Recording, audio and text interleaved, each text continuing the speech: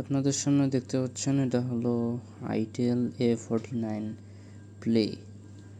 ফোনটা কন্ডিশন মোটামুটি ভালোই ফ্রেশ। এই হলো অবস্থা, লুক। এটা হলো নিচ সাইড, টাইপ বি পোর্ট। এটা হলো লেফট, এটা রাইট সাইড। সব বাটন ঠিকঠাক আছে, এভরিথিং ইজ ওকে।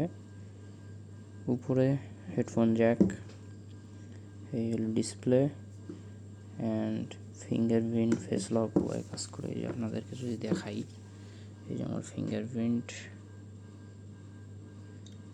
খুলিয়েছে, এই হলো ফিঙ্গারপ্রিন্টের অবস্থা। ফেস লক সুন্দর কাজ করে, কোনো সমস্যা নেই, চেক করে নেবেন। টাচ রেসপন্স ভালো আছে মোটামুটি। 2 GB র্যাম, 32 GB স্টোরেজ।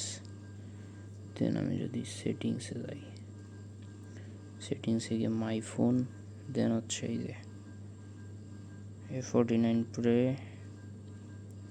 সব কিছু ওকে আছে। শুধু সমস্যাটা হলো এইখানে একটা খালি মানে গরিলা অনেক দিন না লাগা অবস্থায় ব্যবহারের কারণে এখান থেকে একটা ফাটা দাগ আছে এই যে।